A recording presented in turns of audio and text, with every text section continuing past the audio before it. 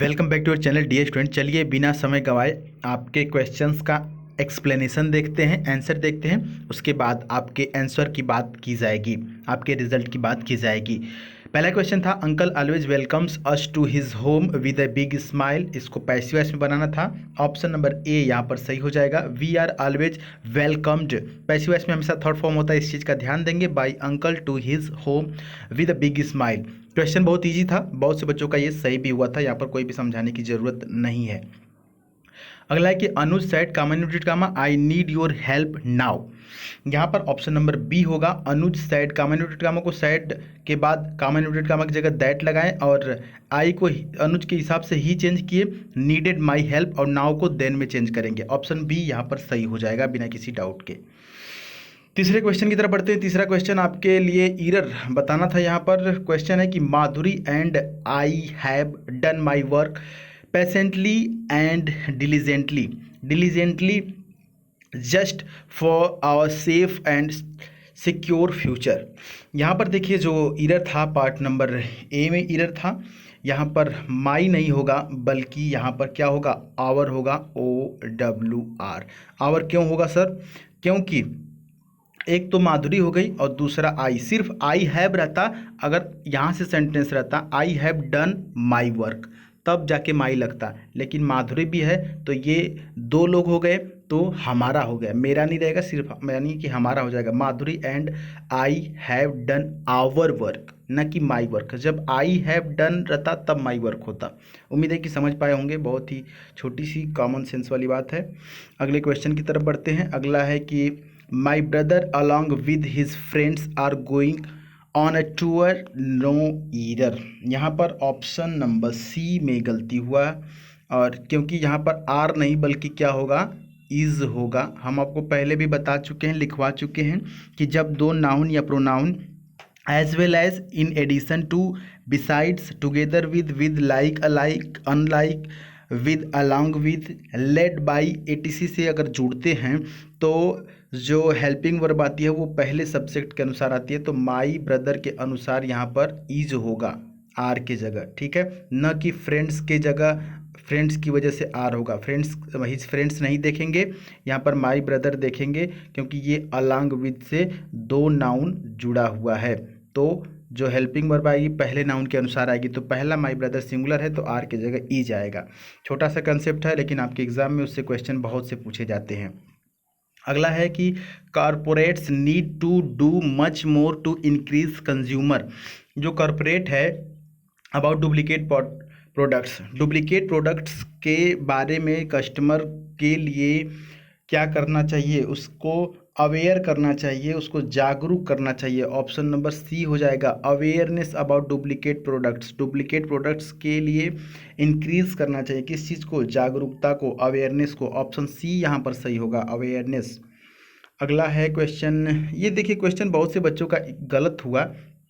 इस क्वेश्चन में कोई भी ग्रामर वाला रूल नहीं है, सिर्फ कॉमन सेंस वाली बात है। अगर आपको अर्थ समझ में आएगा तो सिंपली कर पाएंगे। कह रहा है कि happy thoughts release hormones that works for well being. जो हैप्पी थॉट्स है, जो खुशी वाला थॉट्स है, वो हार्मोन्स रिलीज करता है। आपको पता है कि अपने शरीर से, अपने बॉडी से हार्मोन्स रिलीज होता है। तो जो खुशी वाला थॉट है, खुशी वाला पल है, वो जो हार्मोन्स रिलीज करता है उससे वेल बीइंग, उससे अच्छी चीज़ें होती हैं, हमारे इस बॉडी के लिए अच्छा होता है। लेकिन और एंड नेगेटिव थॉट्स, जो नेगेटिव थॉट्स होते हैं रिलीज हार्मोन्स, वो हार्मोन्स रिलीज करते हैं दैट मेक अस, जो हमें बनाता है। जो नेगेटिव थॉट्स हैं अगर वो जो रिलीज करता है हार्मोन्स, वो हमें क्या बनाता है? इल यानी बीमार बनाता है, या हैप्पी खुश बनाता है, या एक्साइटेड करता है, या कि फिर रेजुवनेटेड करता है। रेजुवनेटेड का मतलब होता है फिर से युवा कर देना, फिर से जवान कर देना। तो जो नेगेटिव थॉट्स हैं उसका हार्मोन्स हमें फिर से जवान करेगा नहीं, एक्साइटेड करेगा नहीं, खुश करेगा नहीं, हमें बीमार करेगा। और जो हैप्पी थॉट्स आते हैं वे हमारे लिए अच्छे होते हैं, जो नेगेटिव थॉट्स होते हैं वे हमें बीमार कर देते हैं। आप नेगेटिव नेगेटिव नेगेटिव थॉट्स लेते रहेंगे, सोचते रहेंगे, तो आप डिप्रेशन में चले जाएंगे, बीमार हो जाएंगे, न कि हैप्पी हो जाएंगे, और न कि गलत सोचने से, नेगेटिव सोचने से आप फिर से जवान हो जाएंगे। यहाँ पर कोई भी ग्रामर का रूल नहीं है, कॉमन सेंस वाली बात है। ऑप्शन ए सही हो जाएगा, इल हो जाएंगे, बीमार हो जाएंगे, फिर से जवान नहीं हो जाएंगे। अब अगले क्वेश्चन की तरफ बढ़ते हैं। सिमिलर वर्ड यहाँ पर आपको बताना था इंडोलेंट का। इंडोलेंट का मतलब होता है आलसी, तो इसका साइनोनिम क्या हो जाएगा? Option a lazy. लेजी का मतलब भी आलसी होता है। अगला आपके सामने क्वेश्चन आ चुका है, इसका आपको एंटोनिम बताना है। इनकन्ग्रुअस। इनकन्ग्रुअस का मतलब होता है असंगति, जिसको बुरी संगति भी कह सकते हैं, असंगति।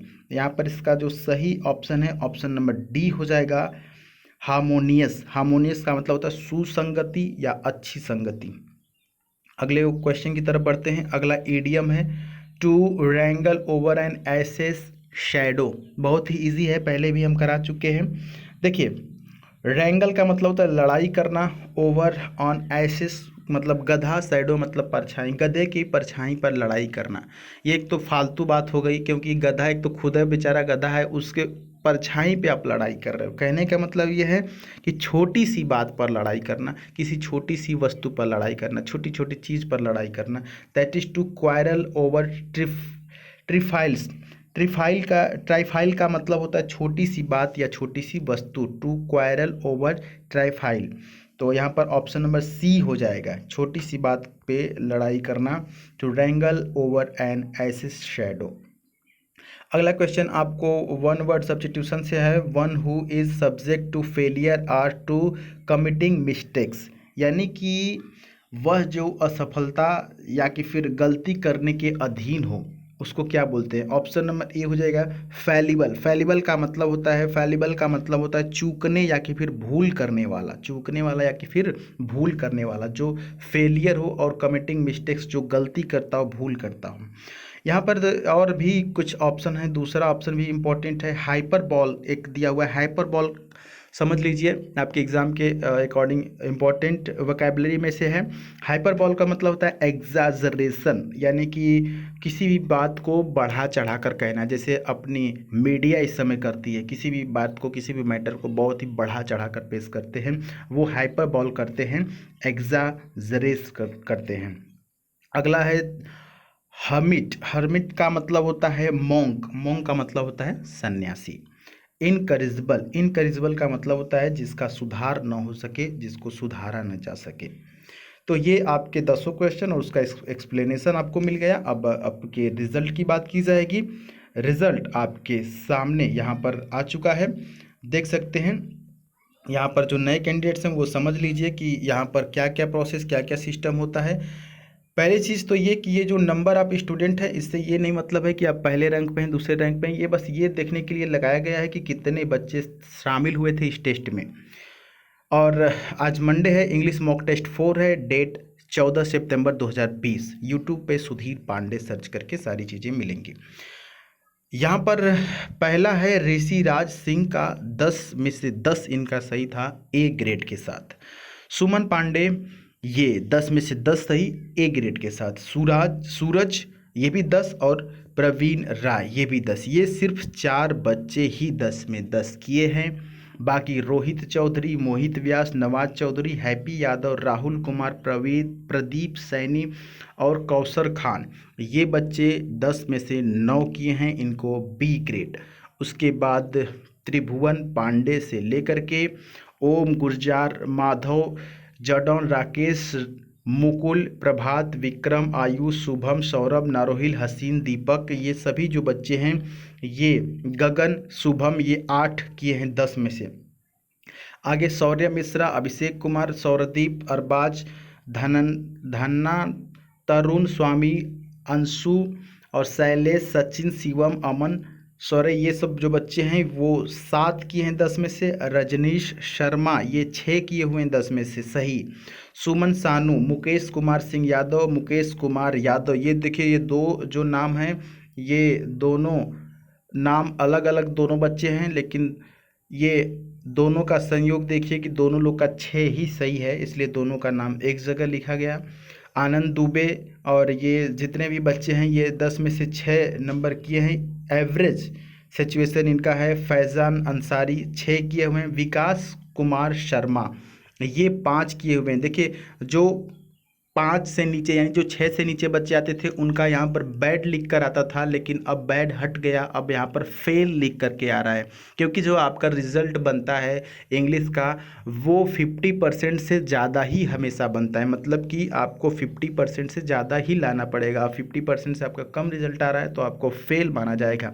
ये एक कड़वा सच है, आप इसको एक्सेप्ट करिए और आपके अंदर किस चीज़ की कमी रह गई, क्या भूल रह गई, उसको सुधारिए और फिर से कोशिश करिए कि आपका इतना बुरा रिजल्ट न आए। नीतीश व्यास या आप देख सकते हैं यहाँ पर राजा हैं, इन लोग का सिर्फ दो क्वेश्चन सही हुआ है। अजीत गौतम, कौशल, मंजीत वर्मा ये लोग 3 क्वेश्चन सिर्फ सही किए हैं और बाकी 5।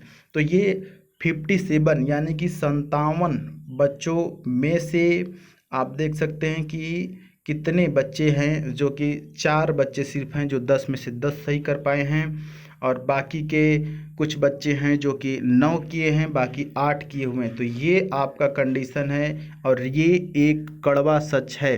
जब हम टेस्ट करवाते हैं आपका, अभी चल रहा है जो शाम को अब एक वीडियो आती है फाइंड द एरर, उसमें काफ़ी बच्चे कमेंट किए कि सर बहुत इजी है और इस लेवल से एग्ज़ाम में नहीं आता है। आपको वहाँ पर इजीली समझा दिया जाता है, तुरंत तो लगता है कि इजी है, लेकिन वही क्वेश्चन जब हम आपके इस टेस्ट में शामिल करते हैं तो आपका 10 में से 6 आता है, 5 आता है, 3 आता है, 2 आता है, तब तो आपको नहीं लगता है कि ईजी है। तो भाई साहब जो भी क्वेश्चन दिए जाते हैं बिल्कुल आपके एग्ज़ाम के हिसाब से वो डिज़ाइन किए होते हैं और बाकी फालतू क्वेश्चन अगर हमको देना होता तो हम तो चाहते तो बहुत से क्वेश्चन पड़े हुए हैं या कि फिर बहुत से क्वेश्चन बना के दे दिए जाते, लेकिन नहीं, आपको बिल्कुल एग्ज़ाम के लेवल के हिसाब से क्वेश्चन दिए जाते हैं और ये जो है वो आपका एकदम प्योर रिजल्ट है, बहुत ही सावधानी के साथ चेक किया गया है। देखिए ओवरऑल अब हम बताना चाहेंगे यहाँ पर कि जितने भी बच्चे 7 से ऊपर हैं यानी कि 7, 8, 9, 10 ये 4 कैटेगरी के बच्चे, इनकी तैयारी बेहतरीन कही जा सकती है। बाकी जो 6 और 5 उसके नीचे हैं उनको संभलने की ज़रूरत है, नहीं तो एग्ज़ाम अब बहुत करीब है। थोड़ा सा सीरियस हो जाइए और एग्ज़ाम की तैयारी करिए, नहीं तो ये रिज़ल्ट कोई मायने नहीं रखता है। यहाँ पर तो ये मान लीजिए कि यहाँ पर आप 5 लाए हैं तो हो सकता है कि वहाँ पर पास हो जाए, लेकिन ये आप समझ सकते हैं कि बहुत ही गड़बड़ कंडीशन है अगर आपका स्कोर 6 या 6 से नीचे है तो। बाकी जो बच्चे हैं, अच्छा यहाँ पर एक चीज़ और है, कुछ बच्चे हेल्प लेकर के गूगल से, नेट से, इधर से उधर से हेल्प लेकर के ज़्यादा नंबर लाए होंगे तो उनका जो नुकसान होगा वो वही भोगेंगे। यहाँ पर तो वो आ जाएंगे 10 में 10 लेकर के, 9 लेकर के, 8 लेकर के, लेकिन एग्ज़ाम में वो फेल हो जाएंगे। तो यहाँ पर पूरी ईमानदारी दिखाना है और हमें कुछ बच्चों पर बिल्कुल यकीन है और बिल्कुल पता है कि वे बिल्कुल ईमानदारी से किए हैं, भले ही उनका 8 ही क्यों ना आया है, भले ही उनका 6 ही क्यों ना आया है और 7 ही क्यों ना आया है। तो डेफिनेटली बहुत ही बेहतरीन आपके तरफ से कि आप सभी इतना लोग शामिल हुए इस टेस्ट में। इसी तरह अपने अंदर प्रतिस्पर्धा जगाए रखिए और थोड़ा और प्रयास करिए। जिनका नंबर बढ़िया है वो इसको बरकरार रखें और जिनका कम है वो थोड़ा सा दुगनी मेहनत करना शुरू कर दें। उम्मीद है कि सारी चीज़ें आपको पसंद आई होगी। मिलेंगे नेक्स्ट वीडियो पे, तब तक के लिए जय हिंद, वंदे मातरम।